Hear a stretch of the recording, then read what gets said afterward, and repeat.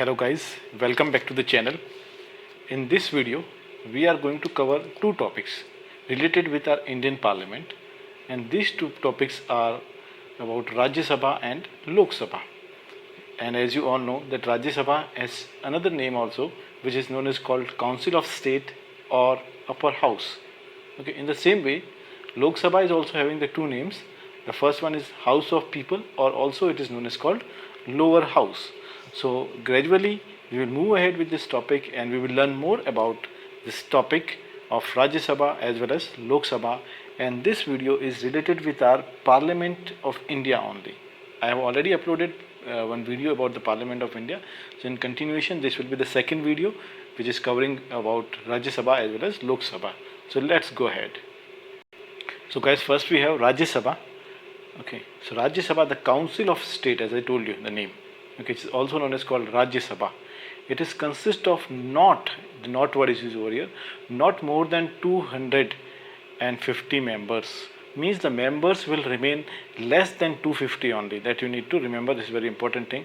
Members are less than 250, out of which 238 members. It's 238 members represent the states and union territories. Okay, 238 members come from the different states and from union territories, and 12 members are nominated by the president. Okay, so how many members president nominated in Rajya Sabha? You need to remember that is 12 members. This kind of question may be arise in the examination. The fourth schedule to the constitution provides for allocation of the seats to various states and union territories. The representatives of the states are elected by the elected members of state assemblies in accordance with the system of proportional representation by the means of the single transferable vote. The representatives of union territories in Rajya Sabha are chosen in accordance with the laws enacted by Parliament. Now, 12 members are nominated by the President are from amongst the person having special knowledge or practical experience in respect of such matters as literature, science, art and social service. The actual strength of Rajya Sabha at present is 245. Okay, this is the actual strength of Rajya Sabha, 245 at present. The Rajya Sabha is a permanent body and is not subject to dissolution. However, the one-third of its members retire biannually. A member who is elected for a full time retains a membership for 6 years. Okay, he is eligible for re-election also. And guys, here is the chamber of Rajya Sabha for you. This is how the Rajya Sabha looks like. Okay, so you can have a view of it. And this is what something our Article 81 say about Rajya Sabha. The Council of State shall consist of 12 members, as I told you, to be nominated by the President in accordance with the provision of Clause 3, and not more than 238 representatives of the states and the union territories. And guys, this is the side view of your Rajya Sabha. This is how the Rajya Sabha looks like from the side. Now guys, now in this graph you can see the allocation of seats in Rajya Sabha state-wise. Okay, I can zoom in for you. For Puducherry we have 1, Sikkim 1, Nagaland 1 seat, Mizoram 1, Tripura 1, Meghalaya 1, Manipur 1, and Arunachal Pradesh until Goa. This all are 1, and then after you can see Delhi, Uttarakhand and Himachal Pradesh, they are having the 3 seats. Jammu and Kashmir is having 4. Haryana and Chhattisgarh is having 5 seats. Okay, and this is in line ascending order, it's increasing. And if you look at the bottom of this bar graph, so you can see Uttar Pradesh is having around 31 seats, and then second is Maharashtra, then Andhra Pradesh, Tamil Nadu, West Bengal, etc. Okay, this is how it's going on.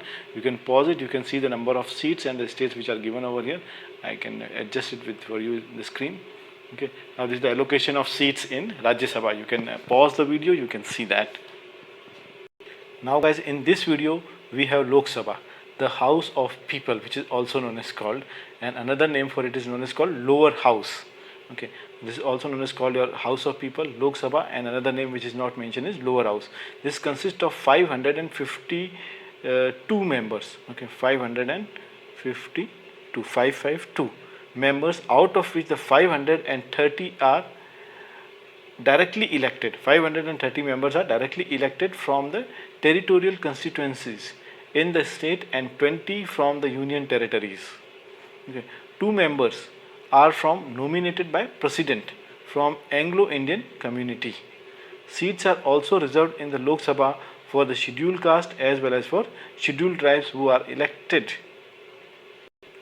elected from the constituencies special earmarked for them all over the country. The Representation of the People Act makes provision for allocation of the seats to various states and union territories. The actual strength of Lok Sabha at present is 545. This is the present number of strength of Lok Sabha, which includes the speaker even and the 2 nominated members. As already stated, the first Lok Sabha under the constitution was constituted after the general election held in 1952. So this is what the time period of your first Lok Sabha. The Lok Sabha, unless sooner dissolved, continues for 5 years from the date appointed for. And guys, here you have the chamber of the Lok Sabha. This is how the chamber of the Lok Sabha looks like. And this is what the Article 81(1) says about the Lok Sabha. Subject to the provision of Article 331, the House of People shall consist of. Okay, the House of People means what? We are talking about Lok Sabha. This should be consist of not more than 530 members chosen by the direct election from territorial constituencies and state, and not more than 20 members to represent the union territories. Okay, chosen in such manner as Parliament may by law provide. Further it says that however, while a proclamation means announcement of emergency is in operation, this period may be extended. Okay, means chances are there to extend by Parliament by law for a period not exceeding 1 year. Means maximum they can exceed it for 1 year at a time and not extending in any case beyond a period of 6 months. Maximum 1 year, 6 months after the proclamation has ceased, means stopped to operate. Now both houses held their first sitting on 13th May 1952. So this is very important date that they may ask you the question that on which date Rajya Sabha and Lok Sabha set their first sitting. So their answer should be 13th May 1952. You have to choose this the correct answer. So guys, now this is a diagram which is in the front of you, this bar graph which is showing that number of seats as well as the states and union territories over here. Okay, this side you have your union territories, and at the bottom you have the number of seats. All right, so vertical one is the states, horizontal is the number of seats here, the allocation of seats in Lok Sabha. So from Puducherry we have the one, as you can see all the states Lakshadweep, Daman, Diu, Dadar, Nagar Haveli, etc. You can see that, you can read them, and other states like Tripura, Meghalaya, Goa and Arunachal Pradesh, etc. they have 2 seats in this. Okay, and the highest seat is once again here the Uttar Pradesh around 80 approximately, then Maharashtra 48, Andhra Pradesh, West Bengal. These are those states those were the highest number of seats. Here it says the House of People, unless sooner dissolved, shall continue for 5 years from the date of appointed for its meeting, and no longer, and expiration of the said period of 5 years shall operate as a dissolution of the House, provided that the said period may, while a proclamation of emergency is in operation, be extended by Parliament by law for a period of not extending 1 year at a time and not extending in any case beyond a period of 6 months after the proclamation has ceased to operate. This is what is mentioned in Article 83(2). And guys, here you have the interior of the Lok Sabha chamber. This is how your Lok Sabha looks like from the inside. So guys, here I am producing the list of the general election to the Lok Sabha.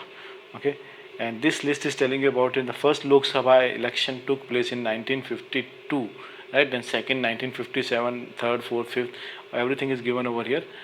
You can pause the video, you can see its dates over here. All right. Okay, so this is the last, you can see here like it is mentioned like till 2004, the 20 April 2004.